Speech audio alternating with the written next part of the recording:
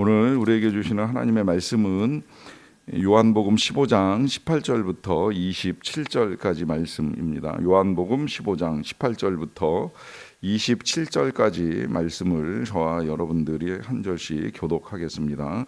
세상이 너희를 미워하면 너희보다 먼저 나를 미워한 줄을 알라. 너희가 세상에 속하였으면 세상이 자기의 것을 사랑할 것이나 너희는 세상에 속한 자가 아니요 도리어 내가 너희를 세상에서 택하였기 때문에 세상이 너희를 미워하느니라. 내가 너희에게 종이 주인보다 더 크지 못하다 한 말을 기억하라. 사람들이 나를 박해하였은즉 너희도 박해할 것이요 내 말을 지켰은즉 너희 말도 지킬 것이라. 그러나 사람들이 내 이름으로 말미암아 이 모든 일을 너희에게 하리니 이는 나를 보내신 이를 알지 못함이라. 내가 와서 그들에게 말하지 아니하였더라면 죄가 없었으려니와 지금은 그 죄를 핑계할 수 없느니라. 나를 미워하는 자는 또 내 아버지를 미워하느니라. 내가 아무도 못한 일을 그들 중에서 하지 아니하였더라면 그들에게 죄가 없었으려니와 지금은 그들이 나와 내 아버지를 보았고 또 미워하였도다. 그러나 이는 그들의 율법에 기록된 바 그들이 이유 없이 나를 미워하였다 한 말을 응하게 하려 함이라.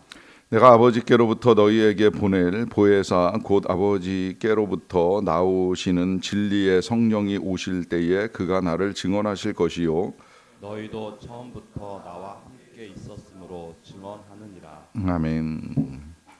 사람과 사람 사이의 관계를 설정하는 이제 여러 가지 표현들이 있죠. 이제 우리 일반적으로 가정 안에서 부모 자식이라는 표현을 사용을 하고 또 이제 배우자라고 하는 용어를 사용을 합니다. 관계를 지칭하는 말이라 할 수도 있겠는데요. 이제 밖으로 나가게 되면 뭐 친구라든지 연인이라든지 이런 용어들을 통해서 이제 이 두 사람 사이의 관계가 어떠한가 하는 것을 알게 됩니다. 하나님과 우리 사이의 관계에도 이 관계를 이제 알려주는 이제 용어들이 있을 수 있는데 그냥 일반적으로 세상에서 쓰는 표현을 가지고 말하자면 신과 인간의 관계 이제 이런 정도로 이해를 하죠. 하지만 이제 우리가 믿는 하나님과 우리와의 관계는 단순히 신과 인간 정도로 설정되지 않습니다. 예수님은 이제 여러 차례 하나님이 우리의 아버지시라고 하는 사실을 알려주고 우리는 그분의 자녀요, 그 유업을 이어받을 상속자라고까지 이제 표현을 사용합니다. 또 하나님을 왕으로 섬기는 데 있어서는 이제 우리가 그분의 신하와 종으로 이제 섬길 수 있다라고 하는 관계도 이제 말씀을 해주셨는데, 특별히 예수님과 우리와의 관계에 있어서는 예수님께서 이제 여러 비유들을 통해서 이제 말씀하신 것을 이전에도 한번 보았고 이제 오늘 아니지만 이제 요한복음 15장 이 앞부분에서도 이제 나옵니다. 이전에 보았던 이제 주님과 우리와의 관계는 목자와 양의 관계입니다. 주님은 선한 목자이시고 우리는 그 목자의 음성을 듣고 목자를 따라가는 양입니다. 주님이 우리의 음성, 양의 이름을 하나하나 다 불러내 주시면 우리는 그 음성을 듣고 따라가게 되는데, 선한 목자는 양들을 위하여 목숨을 버린다는 말씀 그대로 우리의 선하신 목자 예수 그리스도께서 우리를 위하여 고난을 당하시고 목숨을 버리셨습니다. 하지만 또 한편으로 이 우리의 목자 되신 예수님은 이제 우리를 선하게 인도하시기 위하여서 부활을 통하여 그 생명을 우리에게 주시고 영원한 생명으로 인도하시는 이제 목자의 역할을 충실하게 잘 감당하시는 분이십니다. 이제 또 하나의 표현이 이제 오늘 요한복음 15장 앞부분에 나온다고 말씀을 드렸는데, 그 표현은 이 포도나무와 가지의 비유입니다. 주님은 포도나무이시고 하나님은 농부이시고 우리는 그 포도나무에 붙어 있는 가지라는 이제 표현을 통해서 주님과 우리와의 관계를 설명해주고, 이 관계는 이제 어떤 상태로 유지되어야 하는가 하는 것까지도 알려주십니다. 당연히 가지는 나무에 붙어 있어야지요. 붙어 있으면 열매를 맺습니다. 붙어 있지 아니하면 열매를 맺지 못하고 마르고 결국은 버려지거나 이제 불에 타는 일로 끝이 납니다. 특별히 포도나무라고 표현하시는 것이 귀한 건 정말 예수님의 말씀대로 포도나무의 가지는 열매를 맺지 아니하면 아무데도 쓸 데가 없어요. 때로 나무는 이 열매를 맺지 않는 나무라 할지라도 뭐 가구를 만들든지 뭐 이 인테리어를 하는데 쓰임 받는 나무들이 있기는 합니다만은 포도나무 줄기 자체가 워낙 굴곡이 심하게 올라가기 때문에 뭘 만드는데 쓸 수 있는 이제 그런 가지가 아니다 보니까 태워버리는 거, 땔감으로도 사실 이 연료적 기능이 거의 없어서 뭐 잠깐 따뜻하게 하는 일로 쓸지는 모르겠지만 이제 그렇게까지 좋은 땔감도 아닌 나무가 포도나무의 가지이지요. 그러니까 이제 버려지고 태워버리는 게 이제 전부라고 이제 말씀을 하십니다. 그런 일을 당하지 않기 위해서 이제 부탁하시는 말씀이 붙어 있으라라고 하는 말씀을 이제 자주 하세요. 저는 이 말씀 되게 이제 좋아하고 이제 중요하게 생각을 합니다. 모든 관계가 선한 관계 속에서 잘 붙어 있으면 끝내 이제 열매를 맺게 되어 있습니다. 부부 관계도 그렇잖아요. 잘 붙어 있으면 이 부부가 붙어 있는 거 생각보다 쉽지 않거든요. 나이가 들면 잠자리도 붙어서 자기도 쉽지 않다고들 말씀들 많이 하시는데 뭐 그렇게 붙어 있는 것도 어렵지만 좋은 관계를 유지하면서 평생을 살아간다 쉽지 않지요. 그러다 보니까 갈등하고 분방하고 이제 심한 경우에 뭐 이혼까지도 이제 고려하는 이제 이런 일들이 벌어지게 되는데 그러고 난 다음에 이제 자녀들이 혼례를 치르거나 아니면 뭐 자녀들이 결혼을 하고 나서 손자를 낳고 손녀를 낳고 할 이때에 참 이 갈라진 부부, 붙어 있지 않았던 부부가 이제 참 더 힘들어지는 거예요. 잘 참고 붙어 있으면 그 관계 속에서 자손이 늘어나는 것도 보고 또 귀한 일들이 있을 때마다 서로 힘이 되고 의지가 되고 기쁨은 이제 크게 나누게 되고 슬픔은 서로 위로하는 중요한 역할들을 감당하고 또 노후의 외로움을 극복하는 이제 역할로서의 배우자가 참 중요한데 이 붙어있는 훈련이 안 돼 있고 또 붙어있지 못하는 일을 하게 되면 굉장히 고통스러워지는 거죠. 이제 그렇기 때문에 이 붙어있으라라고 하시는 이 말씀은 저는 그냥 단순히 주님께만이 아니라 이 부부간에도 붙어 있어야 되고 때로 정말 직장 생활이 힘들어도 회사에 붙어 있어야 되는 이유가 있을 것이고 또 교회 생활도 교회에 붙어 있음으로 말미암아 우리가 알게 모르게 이제 성장하는 은혜를 누릴 수 있다고도 생각을 하는데요. 특별히 이제 이 말씀은 그런 것들뿐만이 아니라 무엇보다도 이제 예수님께 붙어 있는 삶, 이 삶이 필요하다는 거예요. 그래야 이제 우리가 열매를 맺는다라고 하는 것인데 이게 이제 말 그대로 붙어 있다라고 하는 표현을 사용할 때 붙어 있는 게 생각보다 어려운 건 계절별로 이제 좀 차이가 나잖아요. 요즘 같으면 뭐 이제야 가지들이 겨울을 난 보람이 있을 거라고 생각이 들어요. 이제 싹이 나기 시작을 하잖아요. 또 잎사귀 열립니다. 열매도 맺힐 것입니다. 풍성한 계절이 이제 다가오면 붙어 있는 거 그렇게 어렵지 않아요. 수액도 잘 올라오고 지금 한참 붙어 있음에 의미가 있을 그런 때인데 이게 이제 가을 되고 겨울 되면 이제 힘든 시련의 시간이 찾아오는 거예요. 바람 불고 낙엽 떨어지고 그리고 이제 눈 내리고 이제 혹한이 찾아오면 가지가 붙어 있는다. 이거 굉장히 어려운 일이죠. 우리는 뭐 눈 내린 가지를 바라보면서 사진 찍고 감상에 젖을지 모르지만 가지 입장에서는 정말 힘을 다해서 버티고 있는 거예요. 그 눈의 무게를 이기기 위해서 얼마나 완강하게 버티고 있는지 모릅니다. 이제 그런 시간들이 우리의 인생에도 찾아온다는 것이죠. 이게 부부간에도 찾아오는 것이고 교회 생활할 때도 찾아오고 직장 생활할 때도 찾아오는데요. 자, 이 시기를 이제 넘기는 원리를 이제 예수님이 오늘 본문을 통해서 우리에게 가르쳐 주십니다. 먼저 18절을 보시면 세상이 너희를 미워하면 너희보다 먼저 나를 미워한 줄을 알라라고 하는 이제 말씀을 하십니다. 이게 이제 제자들로 살아가는 우리들에게 있어서 찾아오는 겨울이라고 말씀드릴 수 있겠는데 세상이 이 예수님의 제자들 우리들을 미워할 때가 온다는 거예요. 그 미움을 받을 때에 이제 예수님이 당부를 하시는 겁니다. 그 미움은 너희를 미워하는 것이 아니라 나를 미워하는 것이다 라고 하는 말씀을 하십니다. 자, 왜 미워하느냐라고 했을 때에 19절 보세요. 너희가 세상에 속하였으면 세상이 자기의 것을 사랑할 것이나 너희는 세상에 속한 자가 아니요 도리어 내가 너희를 세상에서 택하였기 때문에 세상이 너희를 미워하느니라 라고 합니다.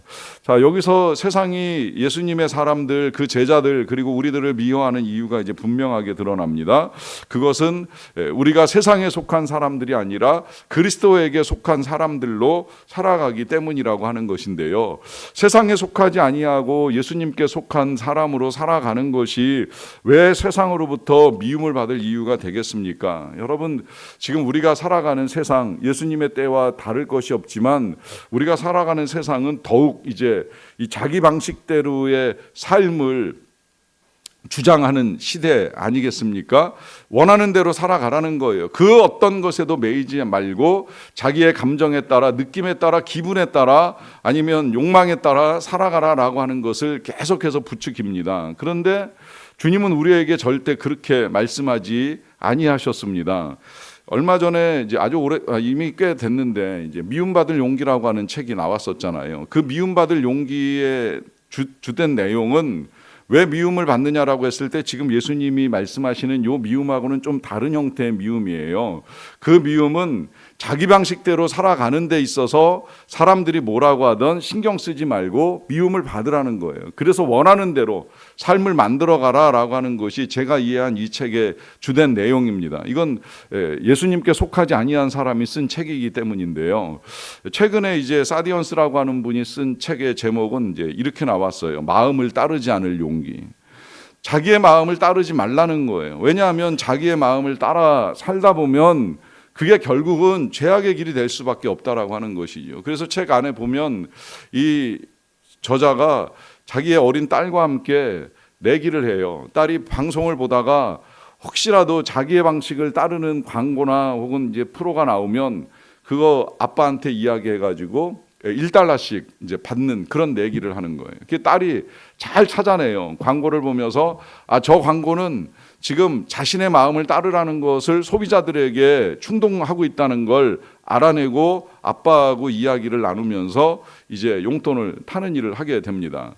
이 사실을 저자가 솔직하게 밝히면서 강조하기를 원하는 것은 마음을 따라서는 선하지 않다는 거예요. 마음을 따르면 죄악의 길이라는 거예요. 미움받을 용기는 선한 용기가 아니라는 것입니다. 우리에게 있어서 필요한 건 마음을 따르는 것이 아니라 말씀을 따르는 것입니다. 주님을 따르는 것입니다. 문제는 주님을 따르는 그 삶에는 미움이 온다는 거예요. 세상이 미워한다는 거예요. 근데 저는 여기서 이 미움도 우리가 이제 잘 생각을 해야 될 것이 말씀을 따라 살아가면서 받게 되는 미움, 이 미움과 내가 불성실하고 무책임하고 선하게 살지 못함으로 받게 되는 내 행동으로 겪는 미움은 좀 구분할 필요가 있어요. 세상이 우리를 미워한다고 해서 그 모든 미움이 다 내가 예수님의 이름으로 겪는 핍박은 아니라고 하는 거예요. 내가 게으르기 때문에, 해야 될 일을 못 해내기 때문에, 아니면 선하게 살지 못하기 때문에 욕을 먹는다라고 한다면 그 미움은 오늘 예수님이 우리에게 말씀하시는 미움이 아니지요. 진짜 미움을 받는 건 다시 예수님이 말씀하시기를 예수님을 박해하는 사람들이 예수님을 대신해서 교회를 박해하고 성도를 박해할 때 겪게 되는 미움입니다. 이것은 그야말로 이제 사단에 의해서 사주받는 사람들에 의해서 겪게 되는 미움이기 때문에 그렇게 겪는 미움이라고 한다면 예수님이 자신이 겪는 것으로 받아주시겠다라고 하는 거예요. 그러니까 이렇게 생각하면 이제 쉬워지는 거예요. 내가 지금 겪고 있는 고난, 이 어려움이 주님과 함께 당하는 고난이고 주님 때문에 겪는 고난이라고 하면 오히려 우리는 기뻐하고 즐거워할 수 있습니다. 실제로 이제 제자들은 이 말씀 듣고 난 다음에 사도행전에서 그 모습을 보여주잖아요. 예수의 이름 때문에, 예수님을 믿는다는 그 하나의 이유 때문에 능욕당하는 것을 기뻐합니다. 그 외에는 예수님의 이름으로 모여서 떡을 떼고 가르치고 기도하는 일에서만 멈추는 것이 아니라 세상에 나가 구제하고 도와주고 나눠주는 삶을 살아가지요. 이 행위에 있어서는 미움받을 일이 하나도 없었던 거예요. 단 한 가지 이유가 있다면 유대인들이었는데 유대교 신앙을 갖지 아니하고 예수님을 믿는 믿음을 갖는다 하니까 이제 세상에서 미움을 받고 그 미움받는 일을 기쁘게 감당을 해나가게 되는 것입니다. 자, 이 미움받을 용기, 이 마음을 따르지 아니할 용기를 우리가 그러면 어떻게 가질 수 있느냐라고 했을 때에 다시 한번 예수님께서 26절에 이렇게 이제 가르쳐 주시는데요. 내가 아버지께로부터 너희에게 보낼 보혜사 곧 아버지께로부터 나오시는 진리의 성령이 오실 때에 그가 나를 증언하실 것이요 너희도 처음부터 나와 함께 있었으므로 증언하느니라 합니다. 자, 여기서 이제 다시 한번 예수님이 성령을 약속하시면서 이 성령을 보내주시면 그 성령과 함께 진리를 증언하고 진리를 믿고 진리를 따르는 삶을 또 진리를 증언하는 삶까지 살게 될 것이다 라고 하는 약속을 해 주십니다. 여러분, 우리는 연약하기 때문에 사실 세상에서 미움받고 소외되는 것을 좋아할 사람은 없다고 생각을 합니다. 하지만 그런 어려움들 속에서도 능히 그걸 이겨내고 살아갈 수 있는 힘은 우리에게 있는 것이 아니라 우리에게 보내주신 예수님께서 우리에게 보내주신 성령으로 말미암아 가능해집니다. 참 감사한 건 우리가 그 성령으로 말미암아 예수 그리스도를 따를 때에 고난을 당해도요 이제 이렇게 생각을 바꿀 수 있어요. 우리가 겪는 고난은 절대 외롭지 않은 고난입니다. 왜냐하면 혼자 겪는 고난이 아니라 내 안에 성령께서 또 내 뒤에 예수님께서 내 위에 아버지 하나님께서 이 모든 것을 아시고 함께 싸워나가 주시기 때문입니다. 제가 최근에 피택자들 교육하면서 제가 제 마음에 이제 자주 새기는 표현 중에 하나 이런 표현을 알려드렸더니 누가 그걸 주문처럼 외우고 다니셨다 그러더라고요. 하나님께서 아신다. 하나님께서 아시겠지. 제가 일일이 다 설명하고 해명하지 못하는 내용에 부딪히게 되면 굳이 변명하려고 애쓰지 아니하고 그냥 속으로 그렇게 생각을 합니다. 하나님 아시겠지. 하나님이 아시면 됐지.